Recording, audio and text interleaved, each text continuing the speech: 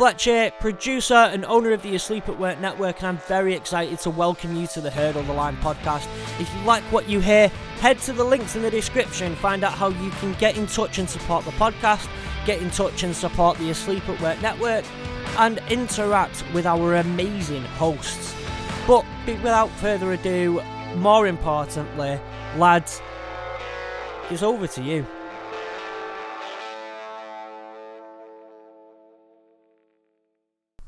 Network.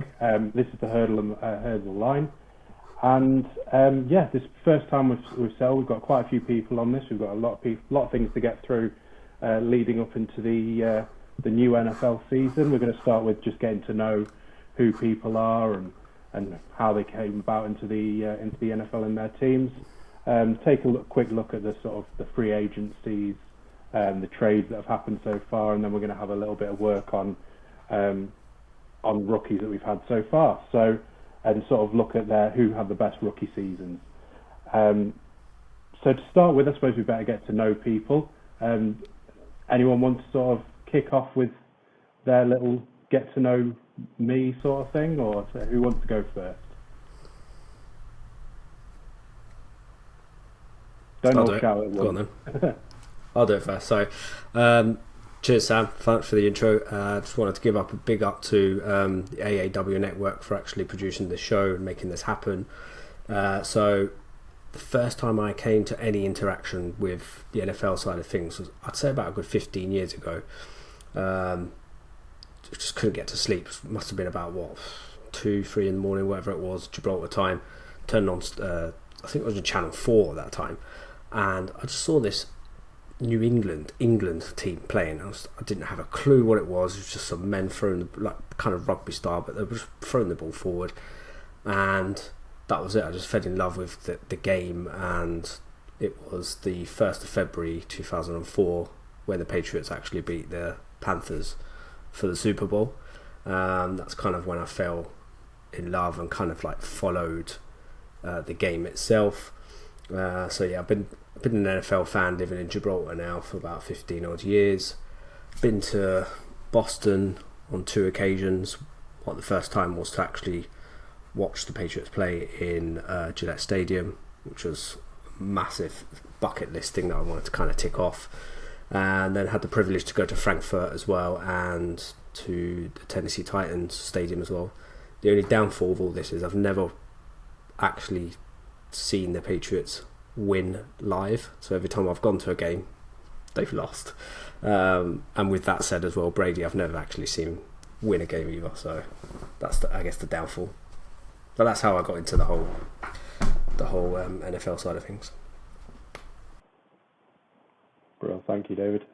Chapman, do you want to go next? Sure. Thanks. Yeah, I'm grateful to AAW, and it's exciting to be on Hurdle Line. I'll be really quick. I was fortunately or unfortunately born in Atlanta, Georgia. Well, I'm fortunate to be born in Atlanta, Georgia, but fortunate or unfortunate to be a lifelong Falcons fan. My family are all Falcons fans, and so it was put upon me. But I moved to London about 8 years ago, and having loved football my entire life, being from the South, both college and NFL, I knew that there were NFL fans in the UK and there were NFL fans in Europe. But what I didn't know until I got here was like how passionate, how big a group of NFL fans are here. And one of the things that's helped me make friends here in London when I moved here, and friends just in general in Europe, has been the NFL. And I never knew that like fandom would let me meet all sorts of really cool people. I never would have, especially people from all over the UK and Europe who are fans of other teams. One of my favorite things is going to an NFL game in London where you get to be with all these different fans, which is just not the experience you have in the US. And I'm just really grateful. Like, it's really cool just to see how this game is like so much bigger than I ever thought it was, like when I was, just watching it at home in the States or watching with friends in the States. And anyway, I'm really excited to talk football with you guys over the season coming up, and or hopefully many podcasts.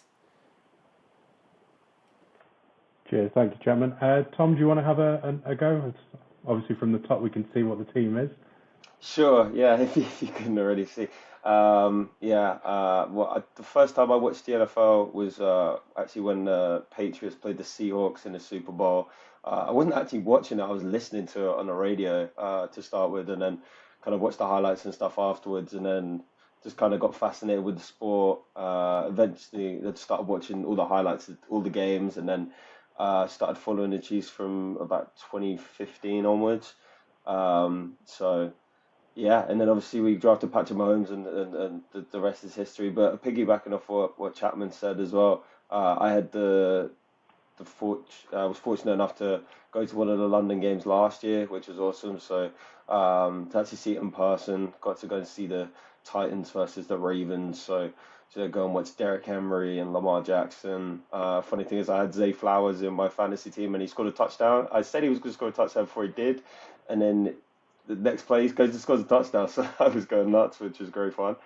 But yeah, that's just a bit about me, really. Just loving all things NFL, and decided to talk ball, you guys. Thanks, Tom. Karl, do you want to go next? I'm just going down the list, and Karl's next on the list.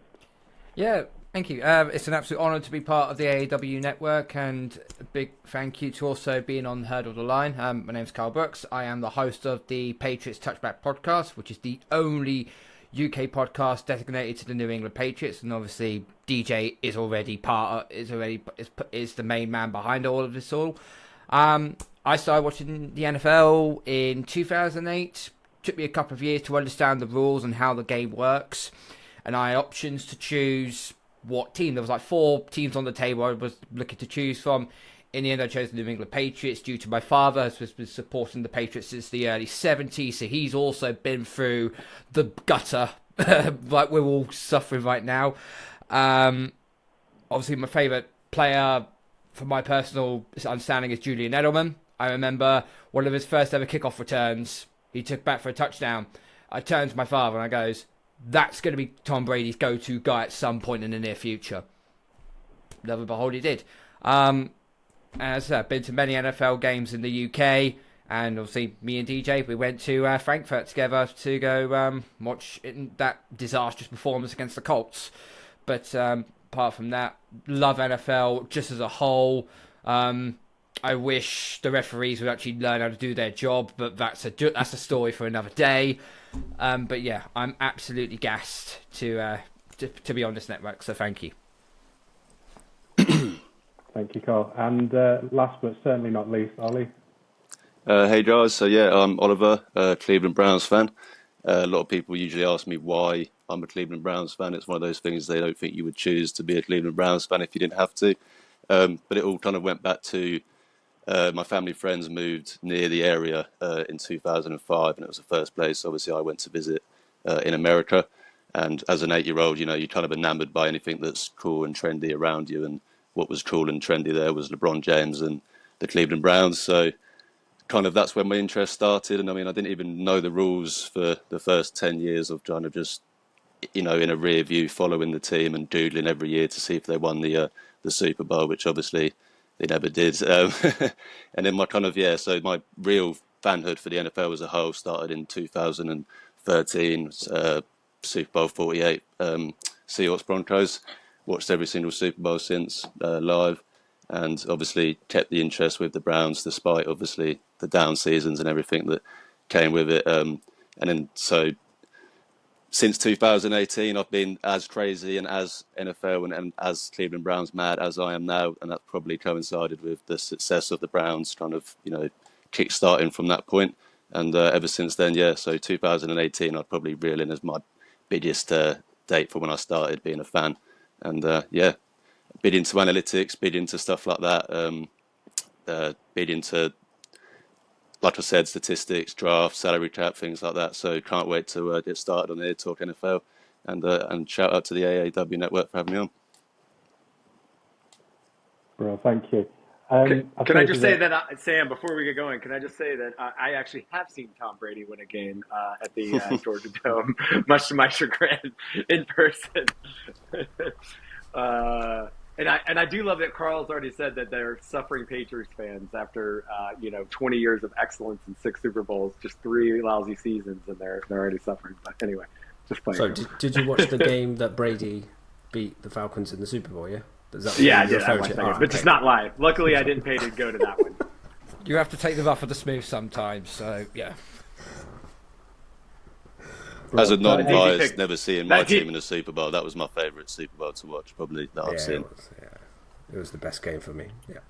That I've ever Crazy seen. game. Well, Yeah. on the topic of the Patriots Falcons Super Bowl, that was actually the very first Super Bowl I ever watched. So being quite a brand new, I suppose compared to everyone else, probably being a brand new fan to the NFL, being able to sort of see that game was really good.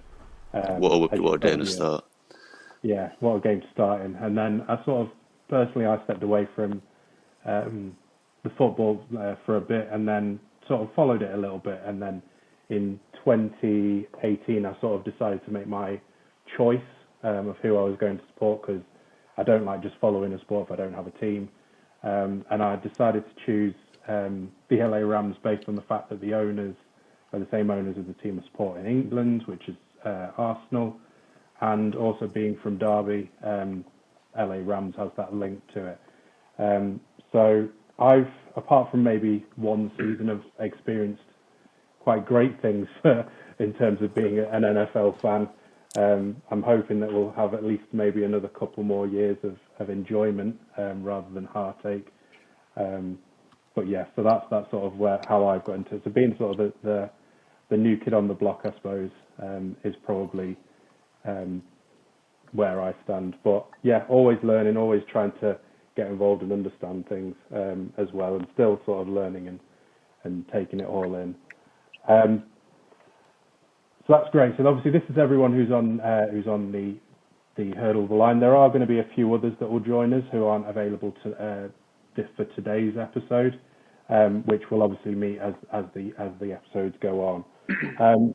So really we'll come into our sort of first real segment, which is looking at the free agency and trades that we've had over the last couple of weeks. It's been a bit crazy, which is maybe for some fans probably a lot more enjoyable than others. So I suppose really we just sort of want to just go through some of the big trades, maybe look at some of the quarterbacks that have moved all over the place. And yeah, if anyone wants to start us off on maybe who they think have had big winners in this sort of period so far, and maybe some of the losers that we maybe have had as well.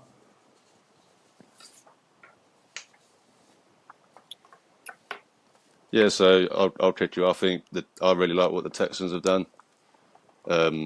I mean, really kind of just improving on what they did well last year. I mean, bringing in Daniil Hunter, that's pretty much a big improvement in my opinion on Grenard. He might be a little bit older, I think, but I think he's a much better player. And even though it's 2 years, 49 million, I think 48 million guaranteed, I'd be willing to pay that for a player of Daniil Hunter's caliber. Bringing in Joe Mixon as well, I think really complements CJ Stroud. I think it's a good back to have with CJ Stroud. And I just think overall the kind of players they brought in on defense and the players they've re-signed as well, Dalton Schultz, bringing him back, Noah Brown. I just think they've probably done the best job at improving on what they did well last year out of any team so far in free agency. So I'd probably say they're my biggest winner, if you would call it that, out of the free agency period so far. I got to say, I think actually I agree with you. I think Texans have done a great job, but I think I want to compliment what the Bears are doing, because I think they've learned a lesson from the last 3 years with Justin Fields. You can't just throw a rookie quarterback out there and not give him any support, which is exactly what the Houston Texans, I think, did last year and are doing. And I like, I like what they're doing in terms of getting Keenan Allen, DeAndre Swift, Gerald Everett. They're obviously going to have the ninth pick. Maybe they go wide receiver again there. I doubt it, because I think the top three will probably be gone by then. But, they're going to be pretty stout. And I think they're going to give Caleb Williams a really good supporting cast and sort of really make sure that he's set up to succeed when he goes in there, which is not something you can say about Bears quarterbacks really in the last 20 years. So I think they've learned a really valuable lesson with sort of the failures of the Fields era there. I think I think the Falcons have done a really good job, especially upgrading at quarterback. From I mean, anything's an upgrade from Desmond Riddle, right? But bringing in Kirk Cousins, and also like Darnell Mooney, and then you've already got Drake London, Carl Pitts. Like hopefully, Raheem Morris is gonna be able to create a team that actually plays to its strengths, unlike what they did under Arthur Smith. But no, I think the Falcons did a great job in upgrading the key positions that they need to. My personal take on this is that the one team that we felt like over the free agency wasn't really going to do a lot ended up doing a lot more than what we expected them to, and that's the Tennessee Titans. They had needs all over the field, so you got to give credit to GM Ran Caffon for recognising the deficiencies. Okay, they brought in Calvin Ridley, complete game changer. All this to and fro between the Jags and the Patriots, and then Tennessee just went completely over the top. But they got their number one receiver, add to DeAndre Hopkins as well. That's a deadly combo that you don't want to deal with if you're a corner or a safety, especially in the AFC South. You then had the likes of centre Lloyd Cushenberry. You added Dallas Cowboys running back Tony Pollard, linebacker Kenneth Murray Jr., and corner Chidobe Awuzie as well, and that will make immediate impacts. And then then the coup de grace, they go and get L'Jarius Sneed off the Chiefs in a big trade. That I thought this Tennessee team was going to be sitting fourth in the AFC South, because I had the Texans, I had the Jags, I had the Colts, and then I had the Titans. The Titans not going away quietly. They've made some noise in free agency, but it doesn't necessarily mean they can make the noise in this season. We'll have to find out and see. But for me, Tennessee did a lot of work, and they've made the AFC South now very, very interesting. But I got to ask you, Karl, how do you feel about Will Levis, though? I mean, because it feels like that's the bet, That's what I was going to ask. Yeah. It's basically what we did last year, so it is interesting. But I agree with all the points you made, though. I also I'm not sure if the coach change is an upgrade, though, as well. But maybe I don't understand what they did by letting Mike Vrabel go. Like what he did for Tennessee while he was there would sometimes, a team that wasn't a roster that wasn't as good as the rest of the division, like what he was able to do. Obviously, he had a good roster at times, but the last few years, like it was struggling, but he's still been able to keep them, afloat. And then to let him go like that, and now he's Cleveland Browns consultant, isn't he? Right? Consultant or something. Yeah. Yeah, it's crazy. Consultant to Andrew Berry and Kevin Stefanski is his technical role, apparently. So. Not even a DC. I'm appreciative, obviously. Any to get someone like that in a position like that, as for any team is going to be a plus, and it's going to be a good thing. Someone with his experience, his leadership skills, just to have him around the building is a positive as a Browns fan. Yeah, I can only really add to basically what the guys that you mentioned were on my list. I think. Just to touch on what Oli was saying there, I think the Texans are the team that are making the right moves in the free agency style things, what makes them a very dangerous team, I think, moving on for this season. If they can redo what they did, and with the addition of players that they've got in this free agency, I reckon they're going to be a force to be reckoned with in that division. And then obviously you've got the Titans as well, that seem to be doing the right things again in the same kind of like pattern. Which makes that division quite competitive. Well, the only other team that I had that I thought it was key for them to bring back those two players was Tampa's Buccaneers. The way that they brought back Mike Evans when there was so much speculation of him leaving, he was done. It was his last year. There was New England flying around. There was other teams left, right, and centre. Bang, paid the guy, got what he wanted, and then obviously on the back of that, Mayfield as well. He's coming back, so. I think it was key for that team to get that duo back in there and to create that consistency again. What Buccaneers kind of need to contest for that division. It's going to be quite a close one, but I think between the Falcons and the Bucs this year to battle out to see who's going to win that. We did say DJ on our group chat that the Buccaneers were either going to bring both of them back or bring neither of them back. Yeah, It was either they're going all in or all out, and in the end they've thrown the bag at Baker Mayfield. What was it? Was it like, so 50 million 100. guaranteed? And I think it's like 3 years, 100, is it? 3 years, Yeah. 100 100 million. million, yeah, 50 50 million of it guaranteed. guaranteed. Yeah. So we'll see if that pans out.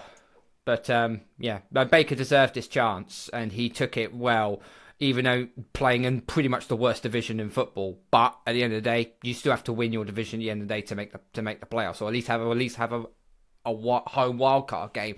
And to be fair, the Bucks actually did pretty well against an Eagles team that are actually sliding pretty badly to the back end of last season. So, no, credit where it's due for Baker. He deserved his contract. I like Baker. He's got a chip on his shoulder, and it's like it's my way or the highway constantly. So, Also, I just find though, I don't know there's if the he's now Eagles got as paid. well. He'll be like he did with the Browns. I don't know. Yeah, like he did win the Browns, maybe. But also the Eagles are worth shouting out because bringing in a player with the quality of Saquon Barkley. Obviously, I know he's 27. He's with precedent being that when players are over like 28, they tend to fall off. But putting him next to Jalen Hurts with that that RPO game, like that could be a game changer for the Eagles for sure. I think as What well, I about mean, some of the not. team? Oh, sorry, I was Go just going to ahead. say, I think not just touching on Saquon and not.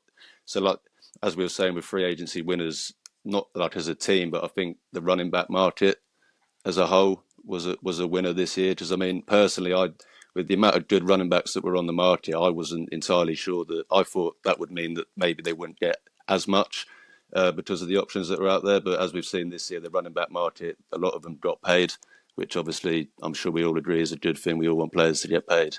And as well as the guard market as well, to be fair. I mean, a lot of guards getting a lot of money. I mean, Robert Yeah. Hunt getting 100 million, never making a Pro Bowl was a shock. But yeah, so I think it's not always just the teams that are the winners in free agency. It's certain position groups and certain players as well.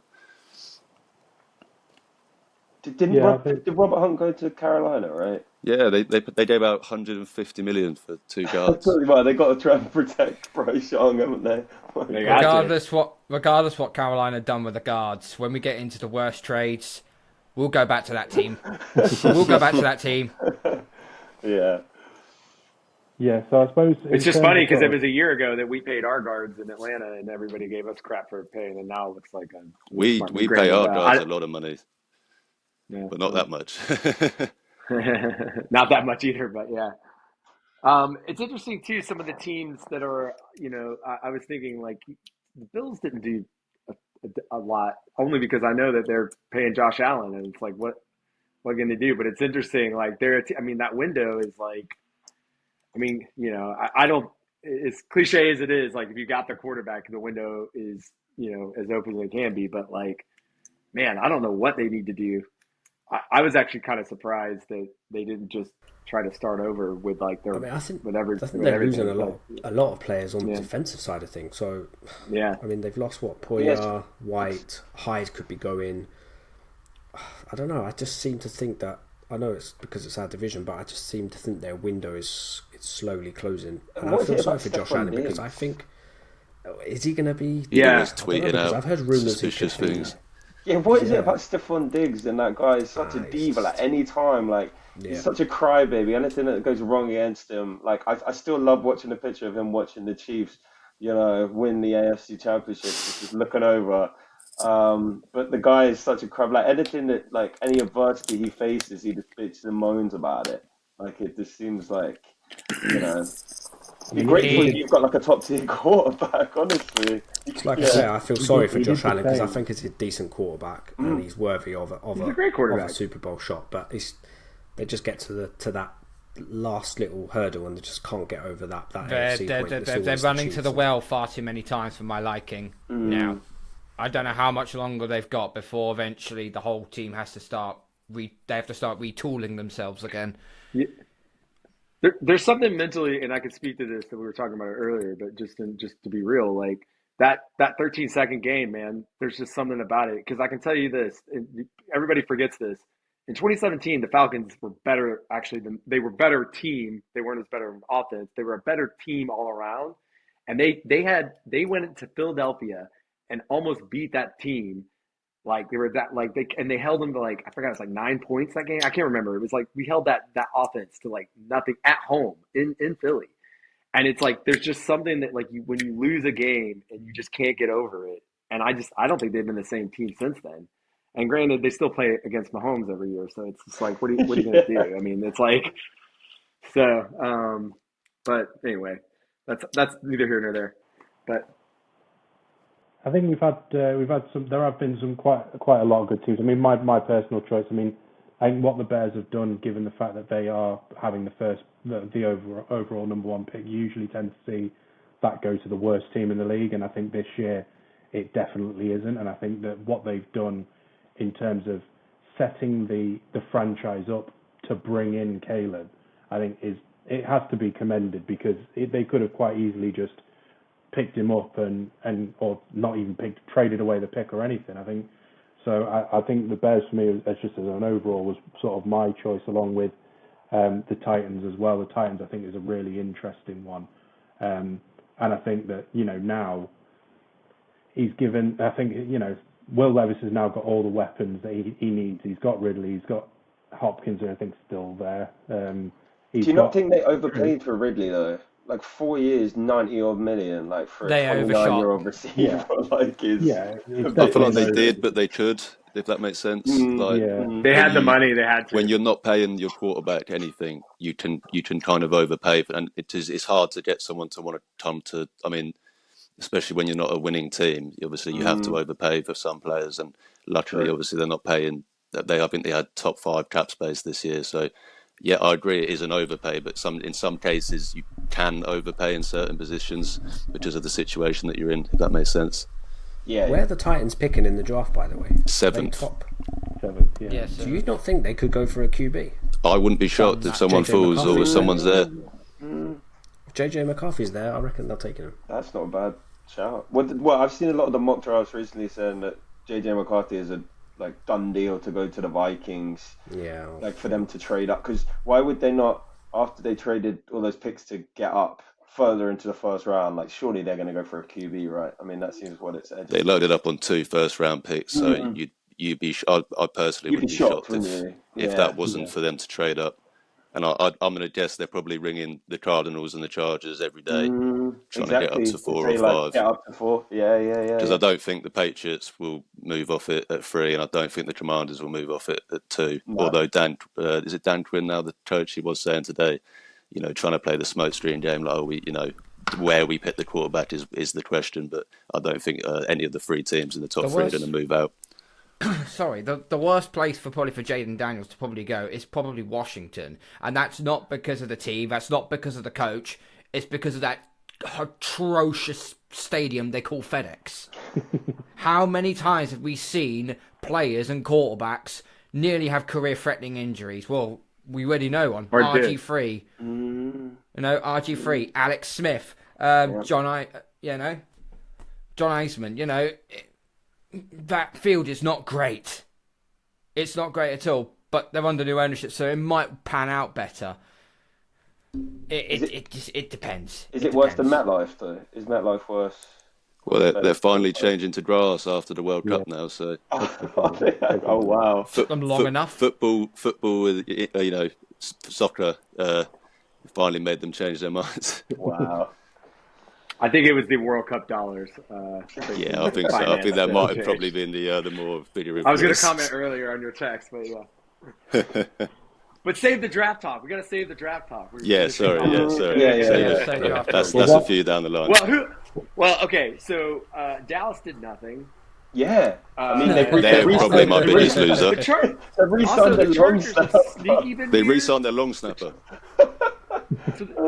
Yeah. I have also the Chargers are going to just be a running team with one of the potentially 5, top 10 quarterbacks in the league. We're just going to watch him hand the ball off now. I know. Did you not see? I've seen all the memes of like Justin Herbert, like best catcher next year, and it's just him throwing the ball in the air and catching it and running for a first down.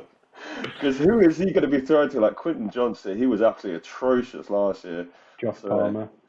Yeah, Josh Palmer's good actually. I do like Josh Palmer. But He'll just have to have a few more Lamar Jackson throws up in the air to himself. won't Yeah, he? hope it reflects off. Yeah. Because Allen went to the Bears, didn't he? I mean, to be fair, the Chargers were my number one. In terms of losers, I think they were my number one. I just think that what they've, at the start of the talk, there was talks that they were going to look to trade Joey Bosa and Khalil Mack. They obviously have now, Mike Williams is now gone, obviously Keenan Allen's gone, Eckler's gone. I mean, they're just selling everything away. And I mean, they brought in, was it Gus Edwards at running back? And I mean, he had an okay season at the Ravens last year. Well, he was more of a goal line back, wasn't he? Didn't he? He scored like 16 he, touchdowns, a lot of those from like the 5-yard line and in, I think, something like that. Yeah, I just thought it was a very. I wouldn't want to be a Chargers fan right now, feeling like that. I just think it's a really, really bad thing that the situation they're in at the moment just really seems to be a bit all over the place. And yeah, is there anyone else who can think of or who has an argument for someone who's done worse? I mean, I would agree. Are we talking about? I would agree with Oli with the Cowboys in they re-signed their long snapper, but who are they going to play a running back? They got what, Juice Vaughn, who's like 5'5" or something like that. Like it's a bit crazy. He's a third down back guy. Come on, let's be real. Yeah. They lost two starting offensive linemen both as well. To the Commanders as well, right? I mean, no. Well, I think Tyron Smith went to the Jets, didn't he? And then the centre, I can't remember where the centre went to, but and obviously they've lost Armstrong as well, Fowler. They were. I think they combined for 12 sacks on that D line last season. So, I mean, they've lost a lot of players and haven't really, made up for it. The one good thing they did do was restructure Dak, though, because because initially they were going to go in. I think. Yeah, they did. Yeah, they did. They did eventually. They did eventually because it was going to be 60 million against the cap, wasn't it? Because I mean, Jerry Jones's idea of going all in. I mean, I don't know what it is because it isn't whatever they've done so far. So yeah, unless they make some, I don't know what they're going to do. One thing we didn't mention that I wouldn't give them a plus, but I think they've done a good job was the Lions too, because they've added some more pieces on defense. They haven't really lost anyone big, and I think they've been building. It's funny because they restarted the same time the Falcons did, and we actually interviewed their GM, and I think they've done a wonderful job because they got the quarterback right. Even when people thought they were wrong, they were able to get rid of their aging quarterback and get assets for him and to help build their team, which we didn't do with Matt Ryan. And I think they've made a lot of really good decisions in their draft. And I like seeing I don't know. I think that defense is going to be really nasty, and the offense is capable enough to get them far. So I'm excited to see what they do more. The one trade that I was absolutely seething about over the free agency period was the fact that Brian Burns end up going to the New York Giants. Now, bearing this in mind, ladies and gentlemen, the Panthers could have had 2 first-round picks last year for Brian Burns. And they ended up giving up a second, and they ended up sending to the Giants and getting a second, a fifth, and a peanut butter sandwich. I mean, what in the hell? There's a bad trade, and then there's criminal malpractice. David Tepper does not know how to run a franchise. He does not. So that goes down as the worst trade. Not the worst trade in history, but just in this free agency alone, yeah, nothing beats that. And then on the Karl, flip side, it might be the best trade for the Giants. Oh, was it 2 years ago? It was 2 years ago, but fair enough. And that makes it worse. Right, well, the dumbest thing they should have done is just signed him and either kept him because they're a young team trying to build, or say look, we're going to sign you and we'll trade you at some point, middle of the season when he's got 10 sacks after 6 games or whatever, and But yes, you're absolutely right on point with your overall analysis there. I feel good for him getting out of there though, because who wants to be in Carolina right now? I mean, very good. But one team I thought really did take a huge hit in this free agency was, for me, the Baltimore Ravens. They may have added the king, Derrick Henry, but they lost the queen, Patrick Queen, the linebacker. They lost guard John Simpson, safety Geno Stone, and cornerback Ronald Darby. And former defensive coordinator Mike McDonald is now the head coach in Seattle. Defensive back coach Denard Wilson took over as the coordinator for the Tennessee Titans as well. They've lost some big pieces. And considering that they reached the AFC Championship last year, that division, the AFC North, it's a gauntlet. Any one of those 4 teams on their day can actually turn up. Don't rule out Cincinnati because Joe Burrow is out injured. Don't rule out Cleveland. If Deshaun Watson gets his head out of his you-know-what, then they might actually be able to do something. And then the Steelers... They're always there, aren't they? They're always with 10 wins. And let's ride! That's all I got to say. Well, what did he say? No, he's got a new one. Here we go. He's got a new one. Yeah, here we go. Here we go. Steelers, here we go. But I completely agree with Karl. That was going to be mine because a lot of people don't look at them because they signed Derrick Henry. They think it's a big flashy signing and it kind of covers up for a lot of the faults that they've had this offseason. Like you said, the players that they've lost, especially on defense, the coaches that they've lost on that defensive side of the ball, which over the last few years has been their strong suit, as good as Lamar Jackson is. Their defense has always been, top 10 in the NFL. And with the Derrick Henry signing as well, even though it is Derrick Henry, they've always been able to run the ball, especially as a Browns fan. I see them twice. They've always been able to run the ball. I still wouldn't be shocked if Lamar Jackson leads the Ravens in rushing next year, even with him on the team. So it didn't really cover up the problems that I personally think they have in terms of the passing game, which was proven in the AFC Championship game was to be one of their biggest faults. So yeah, I completely agree with Karl. I think the Ravens were one of the teams that took a step back, especially considering how forward they were last season, being in the AFC Championship game. The only other, whilst you're on that division, I think it's worth mentioning as well. What I was a bit baffled on was the Steelers on how they did the trades, Kenny Pickett going away and then bringing in Wilson and then trading for Justin Fields as well, which I thought Fields might have gone for a bit more equity or a bit more value, but it just goes to show with the Bears, what did they try to say? They wanted a first round pick for him and then suddenly 2 and then ended up, what was it, a 5th or 4th? It was a 6th. Conditional 6th. They basically a 4th, depending on playtime. Yeah, basically the same as what we traded Mac Jones for. 51%, yeah. Yeah. Basically what we traded for Mac Jones for. But yeah, which again that brings now more animosity to the actual division because you don't know who's going to be the starter. I know Tomlin's come out today and says that Wilson is the starter. I don't know how Fields feels like sitting behind Wilson. Probably and you've got a decision to make on his 5th-year option pretty soon, so you need to see what you've got in Fields. But if you're paying for a 6, you might conditional. Can I give you guys some numbers on Fields? Because I wrote down when we were trying to talk about what our biggest losers was. Actually, I think Fields is our biggest loser because last year he was 28th out of 32 quarterbacks in drop back passes. He had, in the 3 years that he's been in the Bears, he has 38 fumbles, which is the highest number of fumbles. And I think he's, in those 3 years, he is, I think, quarterback 29 of 30 or something like that. And I can't remember. I got those things. There's a reason why he went for a 6th round pick, and I think we all saw the highlights and stuff. And trust me, because I thought the Falcons were going to be in the Fields game heavily, obviously because he's also from Atlanta, which every quarterback from Atlanta always gets connected with us for some reason. But anyway, I'm not sure what you got there. And I actually, I've seen a lot of people compliment the Steelers. I think the Steelers got great value for both Wilson and for them, but I still think they don't have a quarterback in the room.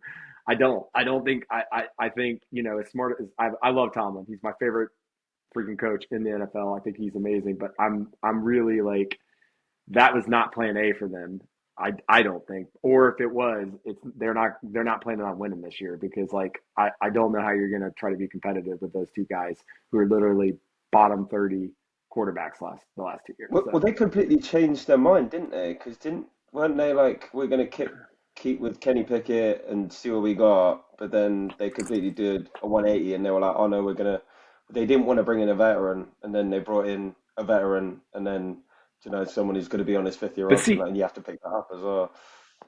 I think it's weird that they didn't keep that Pickett. Well, I mean, Pickett just like, I want to be out of there. And I don't know why Pickett wasn't like, if I can't beat out Russell Wilson, you know what I mean? Like, then I'm not, but like, he was like all miffed. I would have been like, no, I'm going to go beat Russell Wilson and take this team. But I mean, and if that's his attitude where he's like, I just want to be out of there, I don't blame the Steelers for getting rid of him at that point, because I wouldn't want a quarterback who didn't want to try to, beat up. That's just what I think. What I don't understand though with that is that Kenny Pickett didn't want to be in Pittsburgh, which fair enough, you don't want to be there. Then you join the Eagles where you know you're not going to get a game. Unless Hurts gets injured, of course. But realistically, he's not going to get a game there. So unless he's going there with the idea that actually maybe he could possibly win something and then move on to somewhere where he could potentially challenge, maybe. But if it's a trade, do you even get? Well, apparently it was his preference, but you never know what they report. Yeah, you know what I mean? He's going to be another one of these like Derek Anderson, Nathan Peterman type of quarterbacks. It's going to be flittering from like the next 10 to 12 franchises and not being able to get a starting job. It's just going to be fluttering around. He'll have one or two bright moments, and then the rest of the time he'll throw his receiver out by 20 yards and probably throw 3 interceptions and then get kicked into the curb. Yeah, well, he is. I mean, he's not it though, is he? I mean, from what we've seen of him so far, anyway, like he hasn't been it. Like he hasn't. Like I mean, he's shown spurts of it. Against the Ravens, I think they won like an ugly game like early in the season, in Baltimore. But like, how many? I think he's thrown like 13 touchdown passes in his career, right? He has the lowest touchdown to whatever percentage it is in NFL history. Oh my God. So I think it's of every quarterback that's thrown a certain amount of passes, you have to obviously throw a certain amount. He has the lowest percentage of those passes that resulted in touchdowns. Wow, that's bad.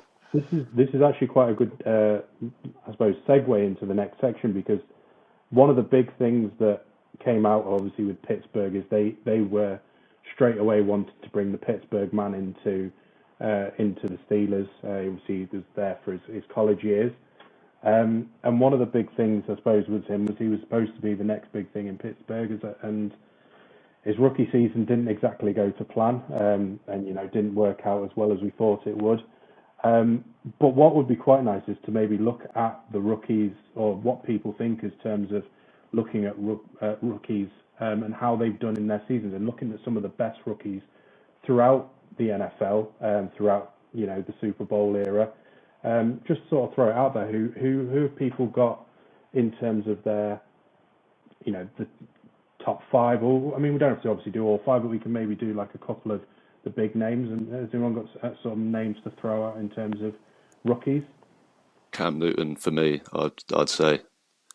I think just the way he came. I mean, there's other rookies that were probably more successful in terms of wins and things, but I feel like to come in and throw for 4,000 yards, completely change the way that the quarterback position is played in a way.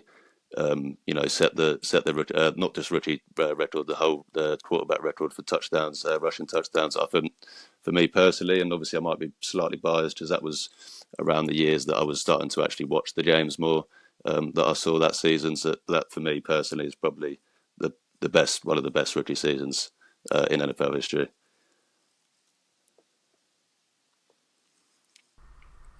I've got I know it's just happened this year, but I thought CJ Stroud came in, immense season for him as a rookie, still probably getting to grasp. I mean, when I first watched the first preseason game, I think it was against the Patriots, and he must have threw about 4 or 5 picks. I thought, I don't know if this lad's going to be able to hack this NFL style, but he gradually got a couple games behind his belt. Started off all right first couple quarter of the season, and then in the last part of it, he just destroyed it completely. I thought it was really good on him, and I think it's his coaching abilities, the coaching side as well, that the Texans bring to the table as well, which has helped him obviously develop and have a really good season. So I'm really looking forward to see what he does in year 2. I'm going to give our producer a little bit of love here, because for me personally, one of the best rookie. I love a good running back. I do love a good running back. Barry Sanders is top of my list. 1989, he was in. He basically had in his rookie season. He had 1,400 rushing yards and 14 touchdowns. Safe to say, we witnessed as NFL fans the beginning of the best running back we've seen since Jim Brown. So, for me personally, I think it's Barry Sanders. From a running back, there are many. I could go to many different players, but Barry Sanders is the first name off the tip of my tongue. Just amazing. I've got quick, powerful, elusive. I've got an underrated rookie that not many people would think had he had a good season, but Kareem Hunt, when he first came in for the Chiefs, like his rookie season, he was electric. I think he had 1,327 yards, 11 touchdowns in 16 games. Earned his first Pro Bowl. But like some of the stuff he did, I remember seeing him. I think it was against the Patriots. Actually, he hurled over like 3 different players, like carried on for like a 20-yard run, like with like players on his back. So that was one that I saw. I was like, wow, that guy's just doing bits, to be honest. But also Puka Nacua this year was just unbelievable. From a 5th-round pick, BYU to do what he did with the Rams was just beautiful to see as well. He was just he was unbelievable. Yeah, I mean, I'm going to date myself, but my favorite rookie season was definitely Randy Moss. And I remember where I was exactly sitting and watching the Thanksgiving game where he had like 3 catches for 3 touchdowns and 160 whatever yards it was. I think it was 163 or 4. I literally remember where I was that game, and he was amazing. I knew that there'd be a lot of like big names, but there was a rookie season too that I wanted to mention that has kind of gotten forgotten in time. And it kind of it parallels our CJ Stroud, which is why I want to mention it. It's because it was RG3's rookie season where he led a really crappy Washington team to the playoffs, and of course, like he got injured in that wild card game, and which messed up his knee. And all the coaches that were involved with that team, Shanahan, McVay, I think McVay was still there, or Shanahan was still there, McVay. Raheem Morris, my coach, all the and just like the history around that team, but they were awesome. And he, if you look at his stat line, he had I think he had 20 touchdowns, but he also had 7 rushing touchdowns. So it was like around that. It didn't have the yardage, obviously, CJ Stroud, but it's one that's kind of forgotten in time because obviously his career didn't go the way it should have. But it's a good one just to kind of remember. What about defense as well? Chase Young's rookie year, he was so good in his rookie year. Like Aaron Donald. Aaron Donald as well. Yeah, let's not talk about Aaron Donald right now. I think Aaron Donald didn't play his first game, did he, or something? He was Pro Bowl, wasn't he, as a defensive tackle as a rookie, which is just unheard of.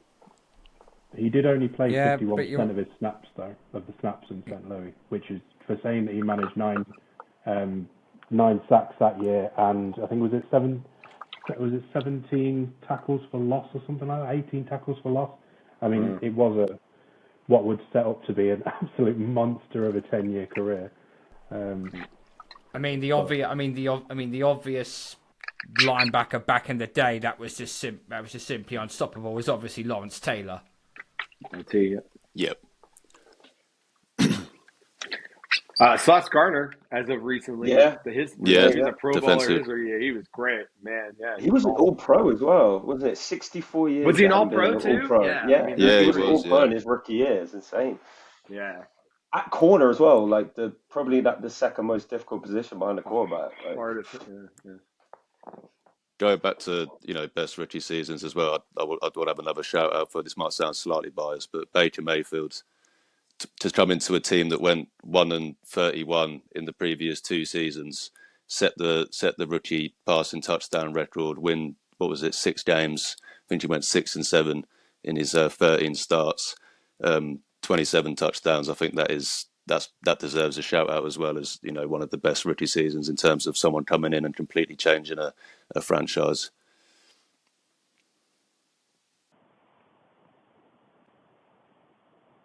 No, I think I've always as my friend will attest to, I have given Baker a lot of stick over the last few years. Me too. Just because of the way that things have gone. I think especially with from me, obviously being able to watch OBJ play for us, and obviously I would arguably say be one of the main reasons why we won the Super Bowl that year in that playoff run, to see sort of how that played out with him at the Browns and all of the issues there. And obviously Baker got a lot of stick during that, especially from OBJ in that. And I think to leave, to come to, obviously he came to us when we were sort of in the dirt really in that season, and actually performed quite well, to then go and take on Tampa after obviously Brady being there.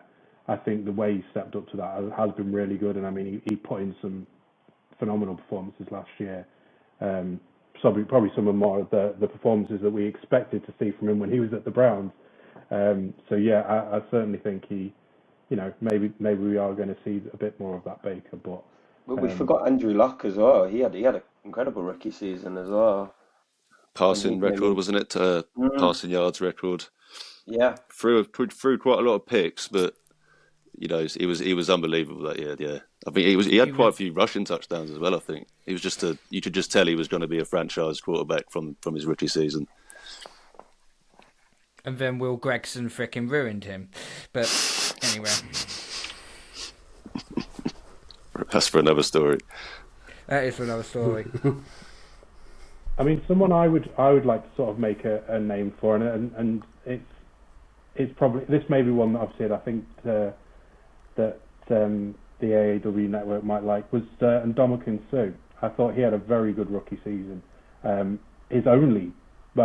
not saying his only good season, but it was his best season in terms of numbers. I mean, he had 10 sacks on there and 17 hits on quarterback, and I think that was the only time in his career that he ever managed double figures. I could be wrong with that, but I think that was his only time with double figures. So I mean, to go from that, I mean, he had a great season. He had a great season for us, and he had some very good seasons throughout his career. But I just think he's worth mentioning. Again, another All-Pro in his first year. Yeah. At the defensive tackle position as well, which is so hard to do for a rookie. I think a recent one as well, it pains me to say it, Jamar Chase, what he was able to do to come in and be the number one receiver on a Super Bowl losing team, but they made the Super Bowl, and it was not, I think they would have been the lowest odds, preseason odds, to ever win the Super Bowl if they had won it that year. And he came in and set loads of records, catch loads of passes, touchdowns, a lot of yards. Who could forget And he that hadn't game played against football. the Chiefs as well? Oh my God. He had 263 yards and 3 touchdowns. I mean, he was unbelievable. Yeah. But remember, he didn't play football for a year too, I think, I know. Like, because he came off the injury. Yeah. So, like... And I mean, there was all the That's talk amazing. pre-draft about whether they should go with the Penny Sewell, the tackle. All the memes of he's not going to be able to throw to Jamar Chase anyway, so why would you pick him? And then to go out and just shut all the doubters up and not lead your team. Joe Burrow was a big part of that as well, but be a massive contributing factor into your team making a Super Bowl as a rookie has got to be mentioned, I think. I've also got from the tight end perspective, Laporta from Lions. Great, yeah. He outplayed all the tight ends, I think, this year, so I thought big up for him. And I've got that other running back from Miami as well on my list. Devon A-Chain. Yeah, before he got injured, but he's going to be a problem. Thought he was quite explosive. Oh, he was insane. Yeah. I think he had like 12 yards a carry on like over 100 attempts, which is just insane. Yeah. I think someone I'd quite like to give a special mention out, just because I quite like him and I like his name more than anything, is Tank Dell. I think in his rookie season, someone who wasn't expected to necessarily, step up, especially with all the changes that were going on in Houston at the time. I just think he stepped up when they needed him, and I mean he's managed to develop a great relationship with Stroud at a very early age. Obviously, shame that he made obviously broke his leg and ended his season early, but I just think he had a great season. Given, again, talking of those sort of players that went low in the draft that probably people didn't expect to necessarily not necessarily do well, but to do as well as they did, I think for me, he was a special mention. I wouldn't obviously put him in any of my top 5 rookie seasons. But he for me felt like a worthy mention. Did we say Gale Sayers? Because he had like 22 total touchdowns in his rookie season, which I think was the most for a season in NFL history. Now, but obviously, I know that was a while ago, but pre-Super Bowl, I think that was, wasn't it? Yeah. But yeah, like you said, I'm pretty sure no rookie's ever had as many touchdowns as he did. So whether it was, I'm a Browns fan, so I'll claim as many pre-Super Bowl records that there are. So if we can count them, then we're one of the best. So yeah, definitely. I know everyone's talking about the new day, but I'm also looking at back in the olden days, where you can take a tackle, you don't get flagged for it. And the 2 running backs that come off the top of my head were from Denver, Clinton Portis, and from back then the Oakland Raiders, not Las Vegas, the Oakland Raiders, Marcus Allen. Clinton Portis in his first season, he had 1,508 yards and 15 touchdowns, and that was in 2002. And then Marcus Allen, he had 20 touchdowns, 1,300 yards rushing, over 700 yards receiving in one particular season. Can't remember which season that was now. Yeah, I can't remember. I think it was 1982, I think that was in the year. What about Jamal Lewis as well? I think he had a great rookie season, didn't he, for the Ravens? Jamal Lewis, yep, you're spot on there. Yeah. And if we are talking pre-Super Bowl, obviously Jim Brown, was he MVP as a rookie, or Jim he Brown might have been? Yep. Yeah, Jim Brown definitely. I think the great thing is there is a lot of, I suppose, good and great rookie seasons, and especially with some of the big names that are supposedly going to be coming out this year. I mean, there's obviously the talk of Caleb Williams, the talk of Marvin Harrison Jr., who's obviously getting a lot of traction of being a generational talent, and that I think we're hoping that, well, some of us are probably hoping, some of us maybe not, that some of these rookies have great rookie seasons, and I think it just goes to show that you have your obvious picks and then you have your less so obvious ones, which I think is quite good. Lads, it's been great to have a chat and to go through the getting to know everyone and getting people's initial feelings on the trade and onto rookies. It's been an absolute honour to speak to you, and just as I suppose as a sort of mention for everyone who's out there listening, if you want to sort of get following us, sort of spread the word about this. We're obviously going to be doing these podcasts weekly. Follow us on Twitter, follow us on all the socials at the Hurdle the Line. You can follow the AAW network, where we're going to be seeing a lot more other types of podcasts out there. I know that there's a college one coming out, and there's going to be a few more. So certainly get following us. Obviously, we've got some great things lined up, and other people who've got great podcasts as well who are linked to this. So, get out there, spread the word, and get listening.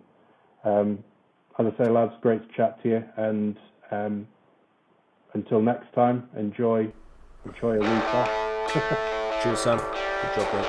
Cheers, guys. Good job.